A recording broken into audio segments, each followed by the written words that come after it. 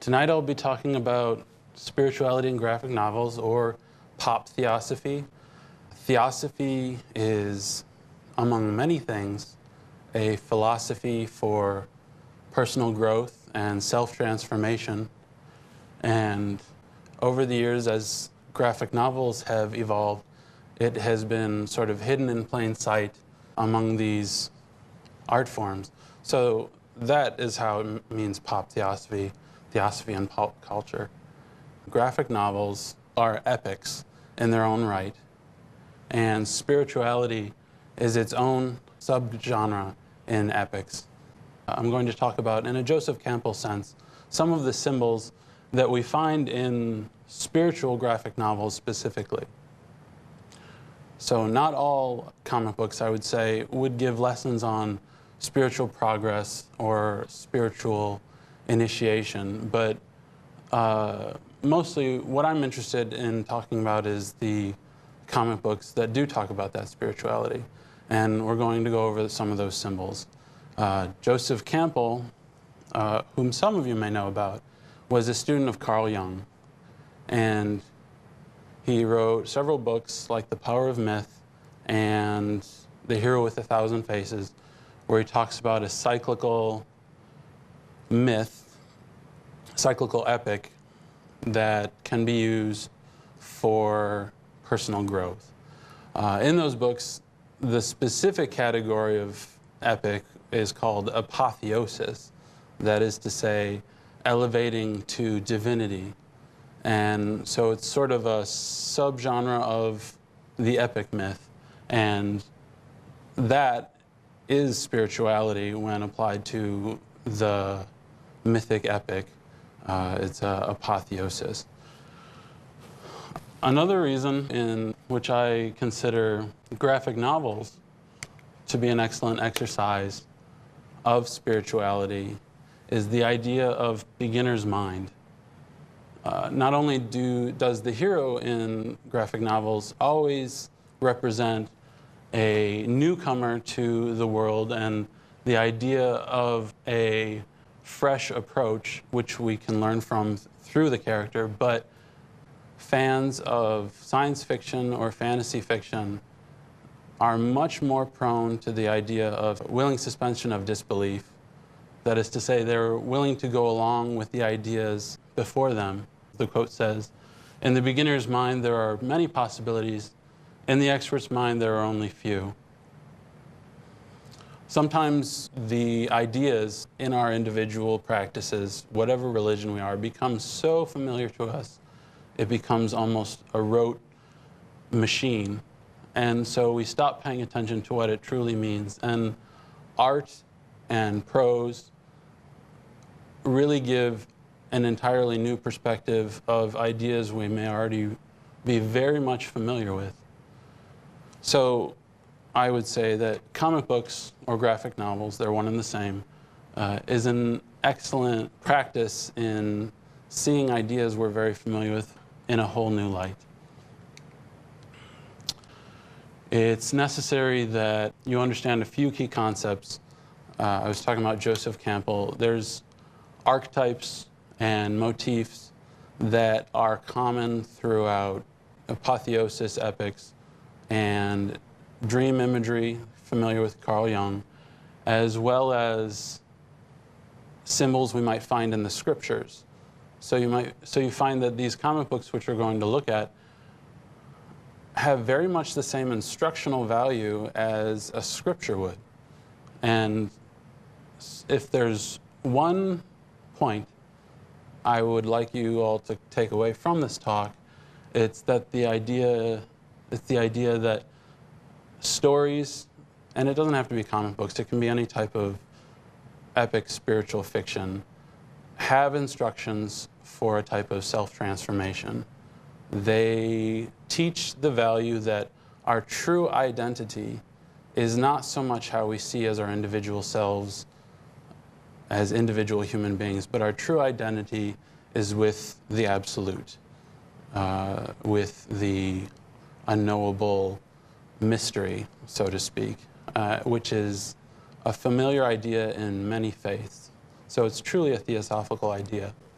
So I'm going to tell you the generic story. That's the easiest way to approach this. In any spiritual epic, there's always the stage where the hero finds the sacred object. If I were to explain to you that I have this object or this thing that is the greatest treasure in the world, and not only is it infinitely valuable, but it will make you invincible, one's mind would go wild with the possibilities of what that could be. It's very much an idea of pearls before swine, the idea of pearls being wisdom. So I'm describing this object, which I will get to, and that is what the object could be. It could be the main character's ability that he discovers, and here it's Thor, and he's wielding a hammer, but it's the idea of Excalibur. There's something that makes the main character important, and if it's an object, it inherently belongs to him. And then from that point, he meets the beloved other. It's usually a romantic interest, and in the generic concept, the hero is a man, and he meets a woman whom he rescues. And if it's like a children's story, for example, because they make spiritual epics for children as well, it might be a very close friend, or in one of the comic books we'll be talking about, it's a guardian angel, that kind of thing. And that will continue over and over, and it can do infinitely. And I think that is what makes the difference between normal epics and what I would define as spiritual epics. Is a normal epic will continue the cycle over and over again. The hero gains the object of power, he meets the princess or his significant other, he gains further confidence in using it, they get married. So there's this constant back and forth. But in a spiritual graphic novel, eventually he will destroy the object willingly. So not so much in the sense that the sword's broken and reforged. He willingly gives it up. The final stage is that he finds victory through some level of deep understanding. He's no longer going to fight. And many interpreters of the story might confuse this or misinterpret it as sacrifice, but it's usually that the main character has come to a deeper understanding that there is no such thing as sacrifice in whatever the story may be. So now we're going to interpret this and help you understand it from a spiritual perspective. The sacred object, and here I have Thor, Green Lantern, and the character of the Sentry. As above, so below. As the ego is to the monad, so the personality to the ego. The sacred object represents what we call the monad. The easiest way to, entire books have been, in fact, that's an entire book written about it, but the easiest way to understand it is the spark within all of us that is a part of the absolute. It is a part of God, so to speak. So it is what makes us divine. And in the beginning, the hero sees this as this external idea, this object to wield. He's beginning to understand it. And so it is viewed as a treasure which makes him invincible. So the idea of joining with his beloved, it's an experiential idea. It's the idea of longing for union with the divine. And this is from Jeffrey Hodson, Hidden Wisdom in the Holy Bible. Marriage and intercourse, whether legal or illicit, refer not to any carnal relationship, but to a spiritual marriage or blending of consciousness. The physical waking consciousness can be elevated into union with that of the inner spiritual self. And he's talking about specifically about certain passages in the Bible, but as I said, these ideas are universal, and as Carl Jung discussed, they are archetypes in the collective unconscious. They represent an idea within us that is inherent. So as I said, there's a back and forth. Usually, the main character rescues his other, and the other rescues him back and forth. And as Joseph Campbell says, is the male figure may be regarded as symbolizing the initiating principle or the method. in which case the female denotes the goal to which initiation leads. But this goal is nirvana. And that is the idea that there is a practice and there is an experience. Except the basic idea that, you know, the pearl, they express it as, is this idea of intimate love, which is very much how many Jewish faiths, Jewish branches, and Sufism will describe the type of affection you should have for God. It's near romantic relationship. It's an idea of deep devotion and love. No spiritual practice advances just from a methodology. You know, no one prays or practices a type of meditation never having a mystical experience. And no one has significant mystical experiences without a practice, without a method. So that is what those ideas symbolize. Many stories, many comic books may limit it to only that, because these next two concepts are very hard to express in a plot. They will allude to them, but they might not execute them. And we'll talk about that in a minute.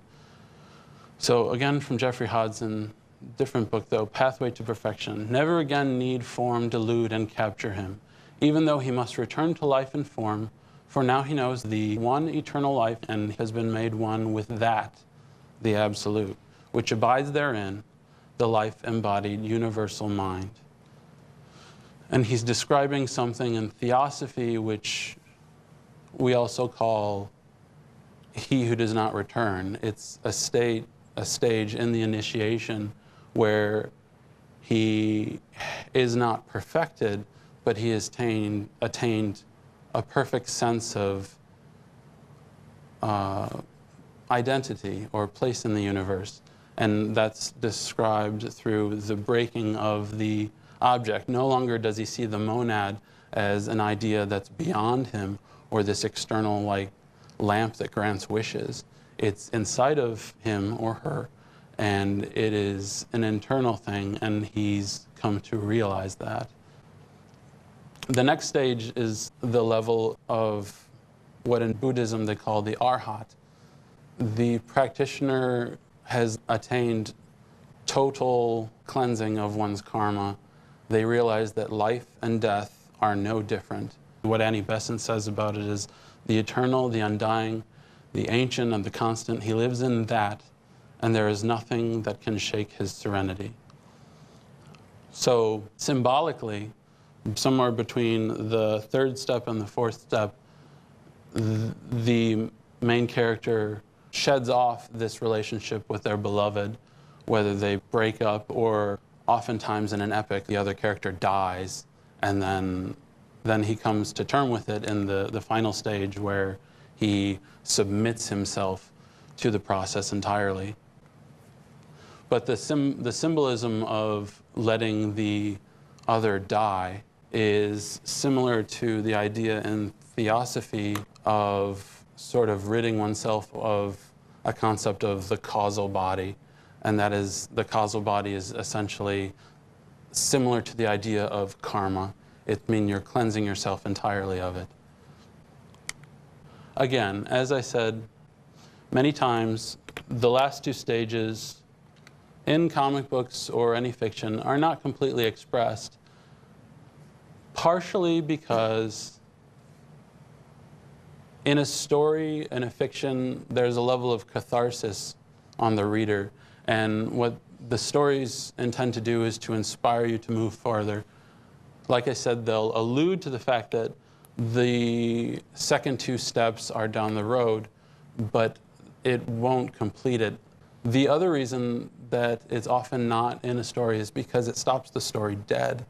And, you know, how are you going to continue a story after they've attained a level of inner peace and they no longer see a need to fight? It's difficult to make a story out of that. In fact, the only stories I've seen, and inevitably the audience will walk away confused, is one of the books which I'll be talking about is The Fountain, which they also made a movie out of, and it went over at a lot of people's heads. The Sandman, which was written by Neil Gaiman, who's a celebrated author. And this isn't a comic book, but the Matrix movies, the second and third Matrix, I would say, are in their own way a unique story. You don't have to watch the first one if you were going to rewatch them. Just watch the second and the third one, and they go through each of these steps all the way to completion. And in the end, the main character, it's not so much that he sacrifices himself; it's that he realizes the essence of himself, which is an eternal identity. Another one is Harry Potter. In that instance, there's always, in an epic, characters which the main character will meet along the way, which will exemplify virtues he's gradually retaining. But the only character who is the one, so to speak, the monad, is the main character. And that actually brings, thanks for asking that, Ed, because that's a very important understanding of the story, is that it's what's called a microcosmic perspective, is that everything that's happening in an entire story is happening inside the one individual. So there's always the one object, or even the main character himself will be the one most important thing within the whole story.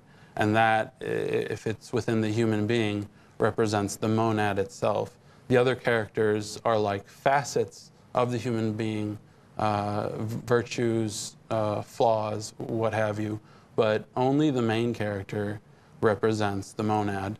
So I would say even in that story, they kind of, like I said, they allude to the fact that it's down the road, but they don't complete it because... Did you read the last one? Yeah. He died. Not Harry Potter. Yes, he comes back, exactly. So that's my point. And this is another example of that idea of going towards the final stages, but they kind of bring it back. And in this case, the comic book is Doctor Strange, which we have in the library. It's Doctor Strange into Shambhala. And Hamir is a fellow disciple of their master, and Hamir has attained that state, and they kind of merge. And this very well describes the idea of the fourth stage, or the Arhat: void, form, time, ego, illusion. And behind it all, beyond it all, within it all, a power, a light, a presence. Stephen Strange melts away, Hamir melts away. Everything I see, everywhere I look, every soul entwined, every soul am I. Oh, call me parent, child, master, disciple, Maya, reality. I'm the planner and the plan, creation and creator. Oh, I am, which of course sounds like Om. And if you see, it's just a little Easter egg, I guess. That symbol right there looks very familiar. It's the six-pointed star. You can kind of see it. That is the basic idea which I would like you all to take away and possibly apply to other fictions, other science fictions or spiritual books. Now we're going to look at the specific ones. This is Promethea. It was written by a very well-known and celebrated writer named Ellen Moore. And as the name suggests, Prometheus, it's very much a wisdom, tradition, mystery book. In fact, he's so well read, I'm sure there's many references to things that I might not get, but inspires you to read further. And there's the Caduceus and a great deal of symbolism and imagery from Egyptian and Hermetic philosophies. And he is himself a self-professed pagan. It's interesting how much he knows just about mystery religions. Very much in the book, he plays upon the idea of the realm of ideas, the aspect of the collective human consciousness. And he demonstrates that here by Thoth and Hermes kind of being the same person combined at the hip. Hermes is a Greek god, but he's also referencing the Hermetic tradition, Hermes Trismegistus, and he's like a symbol of divine knowledge, and so is thought from the Egyptian tradition, and many people combine the two, and so this is kind of, it's almost like a joke, but it's also an allusion to the idea of what kind of story this is. Here, I'm not going to read the whole dialogue, but she is having a dialogue with it would essentially represent her higher self, and she's in a realm called the immateria, and they're discussing how not only is there real physical chairs, but in the immateria there's the idea of chairs, and every thought you ever have actually exists somewhere, which I think would sound like a very strange concept to most people, but in the Theosophical Society, we have many writers on that very subject, and I would encourage everyone who is either interested in that book to read Thought Forms by Annie Besant and Leadbeater, and The Astral Plane by C.W. Leadbeater, and vice versa. If you enjoy the concepts in these books, I would encourage you to read Promethea. Alan Moore spends a lot of time explaining how he perceives magic is not the same way as lighting candles and facing the four corners or any kind of rote ceremony. He sees magic very much as having to do with art and artistic expression. And he laments the fact that most of what he considers magic today is in advertising, convincing people to buy the products that they want to buy.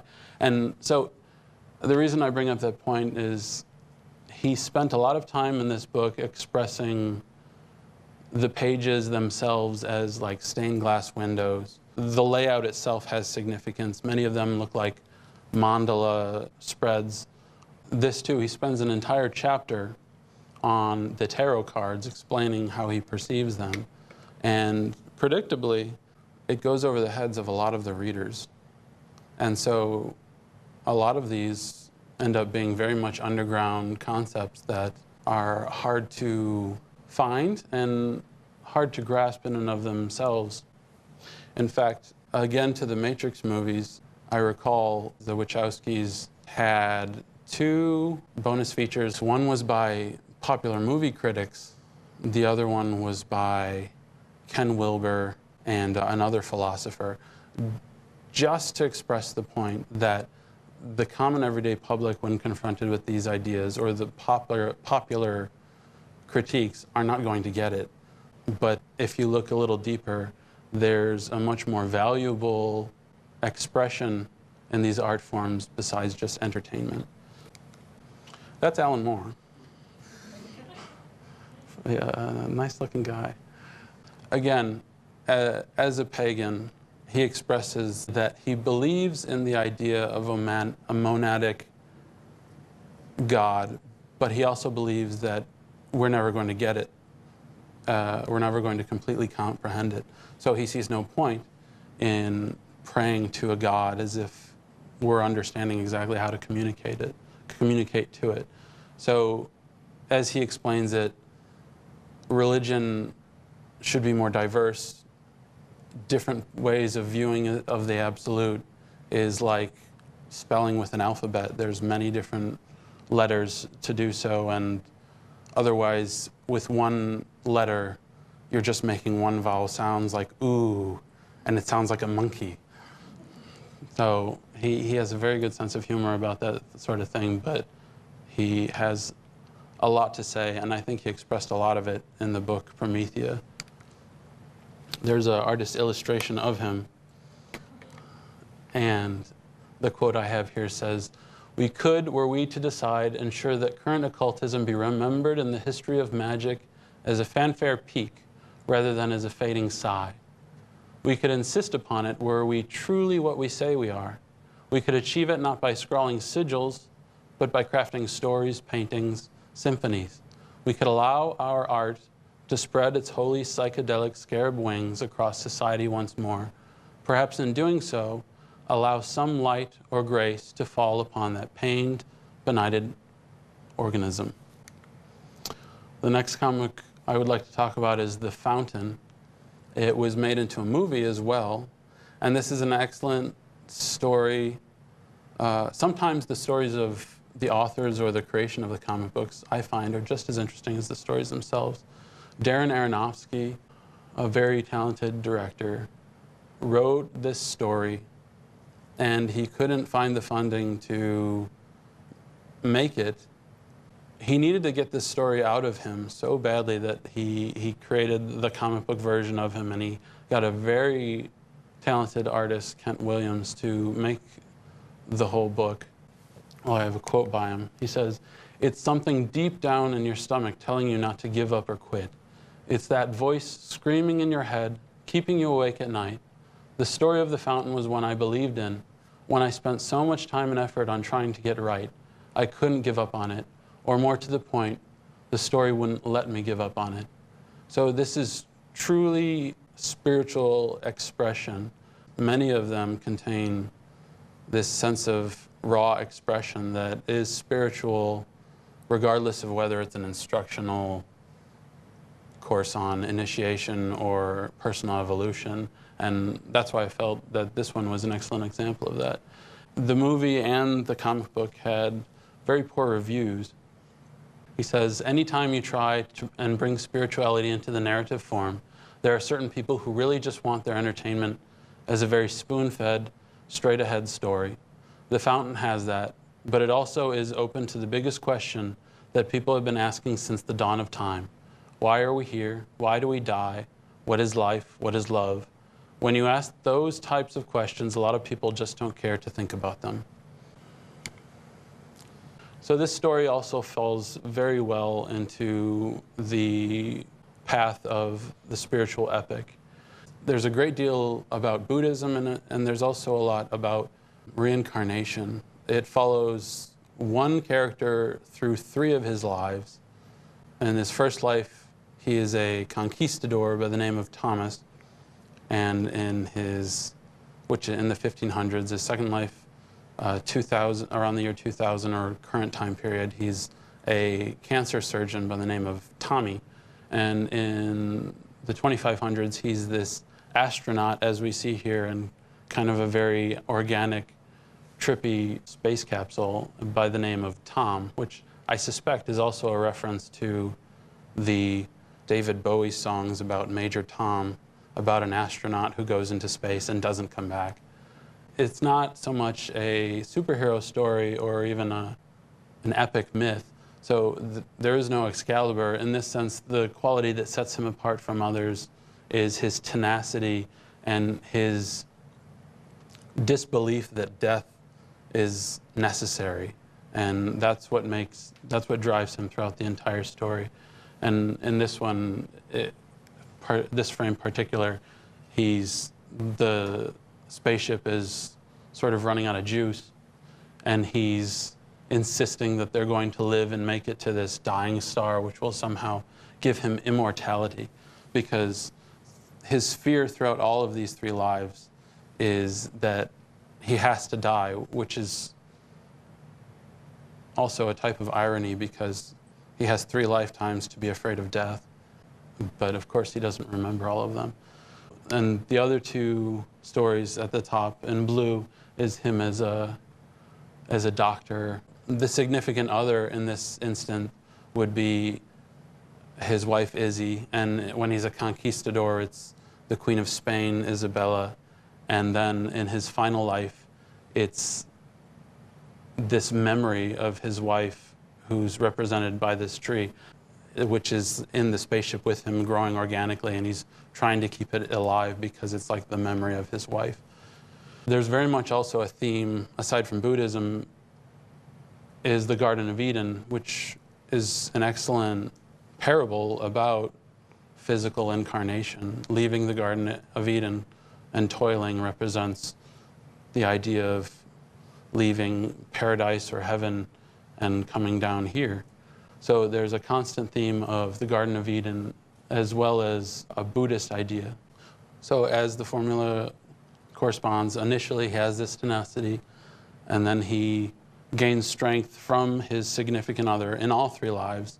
It's a complicated and very fluid story, excellently done. This is Isabella from Spain, and there's this idea of union, and you can see in the artist's rendition, he has this deep yearning, which again, if you didn't understand that it was a spiritual metaphor for a yearning for God, might go over your head. So he goes through each of the stages, and this is him finally coming to terms at the end of his third life with a sense of peace, which is represented in the stage of the Arhat. And I think this is an excellent representation of this idea. He says, now I understand.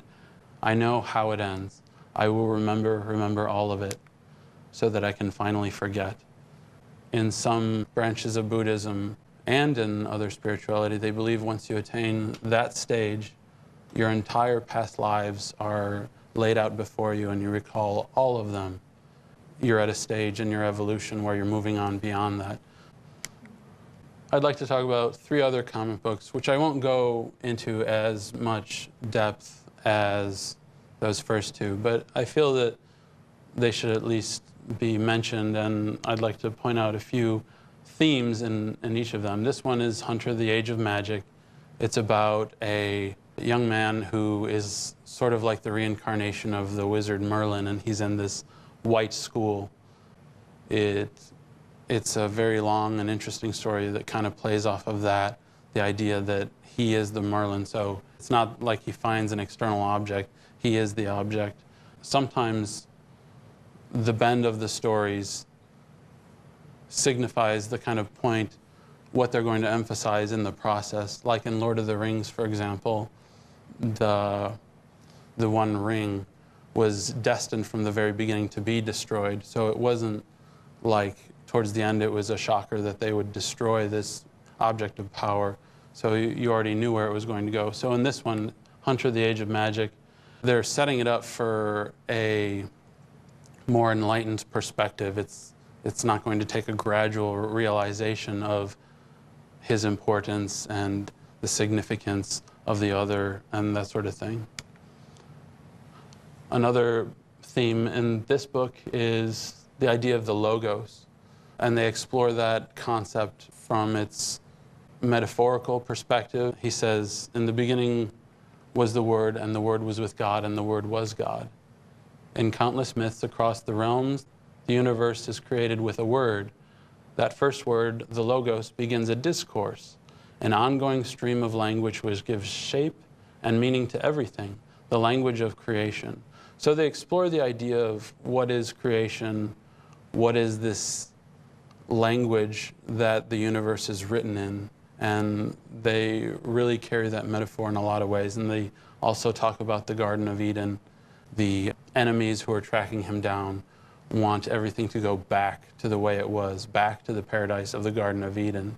And he and his friends try to convey to them that the correct way is not to go back, but to go forward.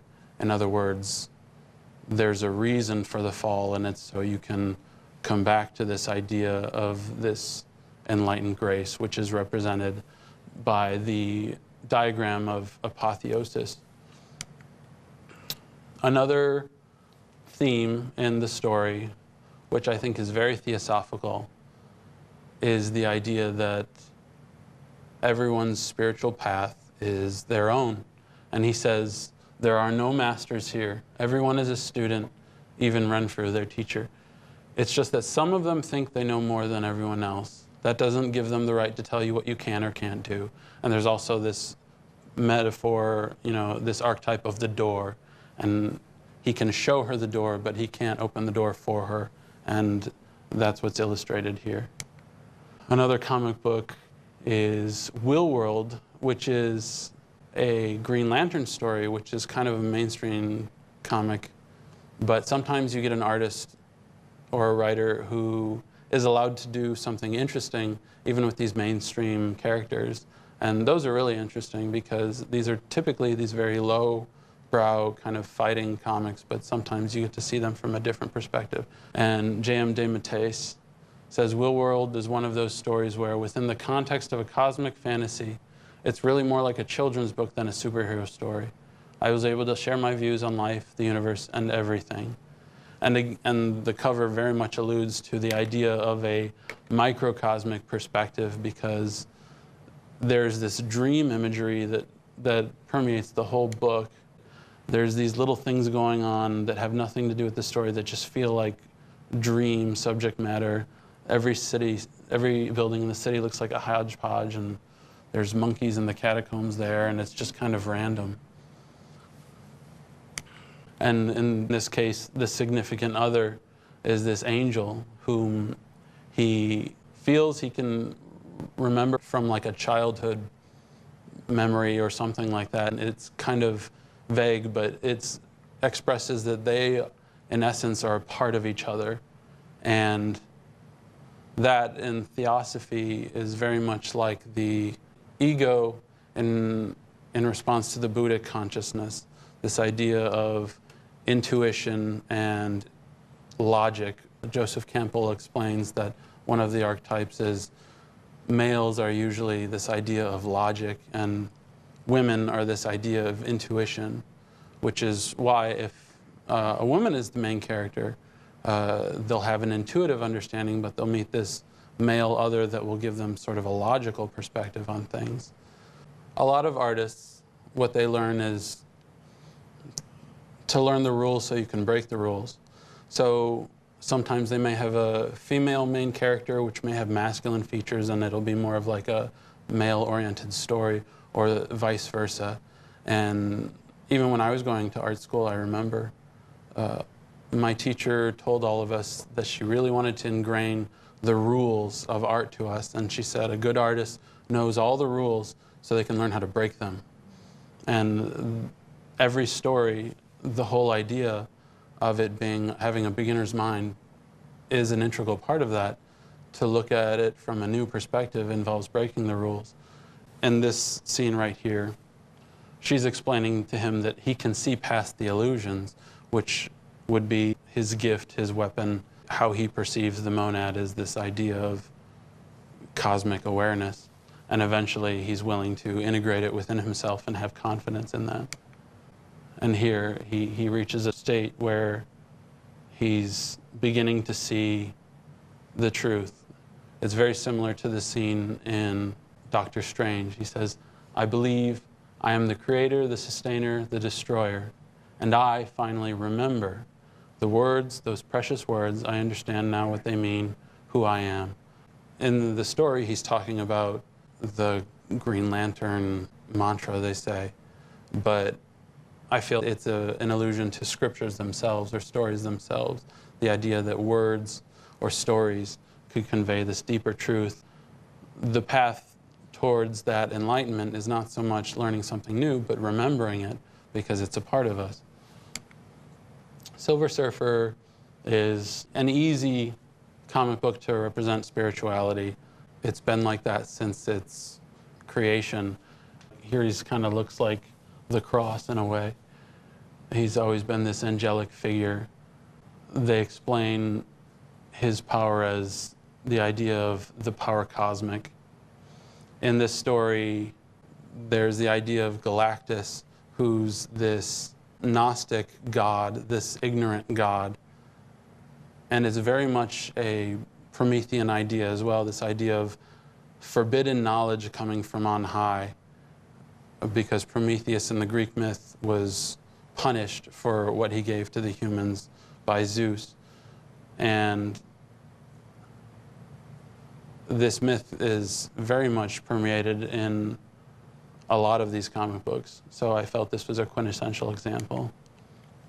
Jack Kirby was the illustrator, Stan Lee was the writer, but Jack Kirby created the story itself. He says, and for some reason I went to the Bible and I came up with Galactus. And there I was in front of this tremendous figure who I knew very well because I've always felt him, and I certainly couldn't treat him the same way that I would any mortal. And they're showing Galactus as a god, and all these people are in awe of him, but it's mostly a fearful awe. And it very much plays on the idea of what we might perceive as God is not really the true God, because how could it be? And this is the significance of the monadic element in the Silver Surfer, the idea that he is the one. He is, in a microcosmic perspective, the character which represents the monad, but he has internally a quality that he is beginning to grasp. And in this one, they say there are some who cannot flee, and there are some with the speed and the power cosmic. So that's what makes him different from the rest of the characters. This is a very interesting quote by Jack Kirby. He says, "Everybody thinks he's a god, but he's the devil," referring to the Silver Surfer. The Silver Surfer is the fallen angel. So God zapped him and said, well, you're going to hell, and that's where he sent him. And where the hell is the Silver Surfer? Among us. Again, sort of a Gnostic perspective, or even a Promethean perspective, that we're trying to get out of the imprisonment of mortal life. The way to get there is to destroy this concept we have of a false god and come to a conclusion of a better one, which is that we are part of the absolute.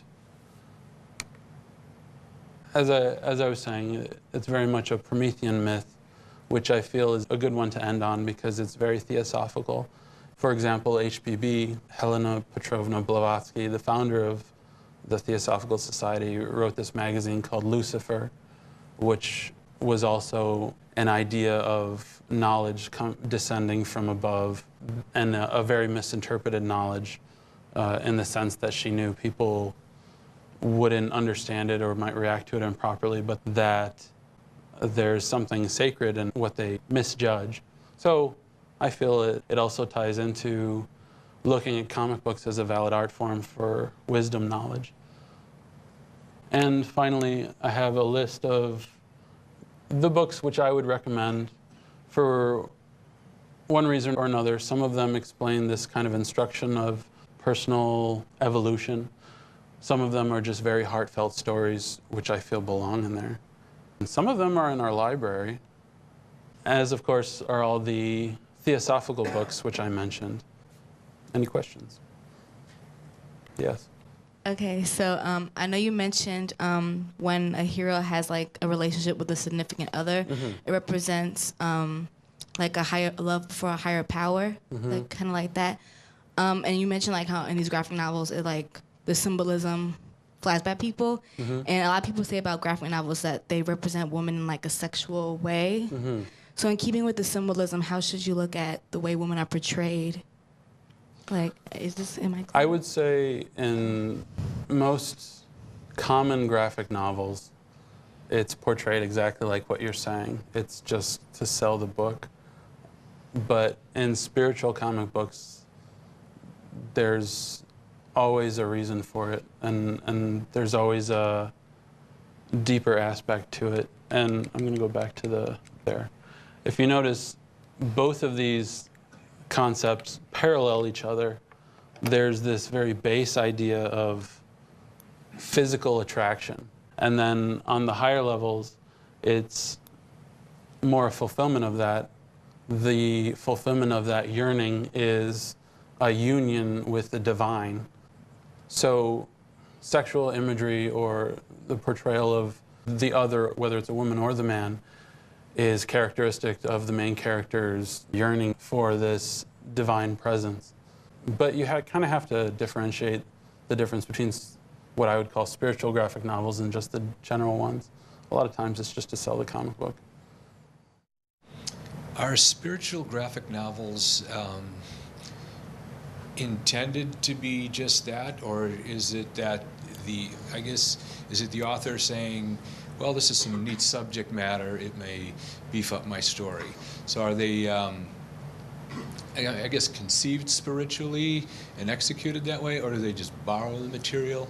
And also, is it its own separate genre in the world of comics or not? I would say it's its own separate genre. And again, I compare it with how in Joseph Campbell, The Hero with 1,000 Faces, he talks about all epics, and he gives a very good template for any and all epics, which most comic books are. But there's one type of epic which he dubs as apotheosis, So these spiritual comic books would correspond with that specific type of epic, which relates to apotheosis. People like Alan Moore or Neil Gaiman, who are well read enough to know about them, or The Fountain, would write it to be a spiritual instruction. More commonly, they are writing something they feel is a spiritual message, a very heartfelt message, but it's not so much that they understand the idea of personal evolution or initiation. It's more so that these stories are around us everywhere. You can read the Gospels of the Bible or any scripture, and there's an inherent spiritual story which we will recognize because we're wired that way. So we know it's significant, and the artist will include those symbols in their stories, sometimes without even knowing it. But with the ones that I'm talking about, I think they always intend them to be. I noticed on your list at the end that some of the books, sorry to make you fly all the way to the back okay. there. Some of the books have actually been turned into anime cartoons. Yes. So is there anything you can tell us about how that may have transitioned into, like I see Naruto and Nausicaa and Bleach on there, but how any of those might have come to be, or how they might be reaching kids in a different way through cartoons? For some of the stories, they will go over people's heads, but for other stories, they naturally reach out to us in a way that, again, they are subconsciously ingrained in us as these powerful images, even though we don't know what they are. So it's very easy to put spiritual images in a comic book or manga or Japanese manga and have it really appeal to them. Also, it's worth mentioning that those kind of things usually do better in Japan just because they have a much more publicly esoteric culture, that they read these Germanic myths or stories that are based on Germanic myths, and they immediately see the value in them. So it's more likely that you'll see manga or anime with spiritual themes becoming insanely popular than you might find them in America. When I was little, I read comic books, but my parents read like newspapers and magazines. Mm-hmm. Who reads comic books now? Good question. They've done a very good job of making genres of comic books for all ages. As you can see on the list, there's children's comic books and there's comic books which I would say are only for adults. So it's really grown into a viable artistic expression. Probably it got that way in the 70s with the underground movement of comic books in America. A lot of artists decided to take it back as a adult medium of expression. So since then, that kind of thing snowballed and it grew. And comic books itself is no longer a genre in itself. It's more that comic books have many genres within themselves. That's how I would answer that question.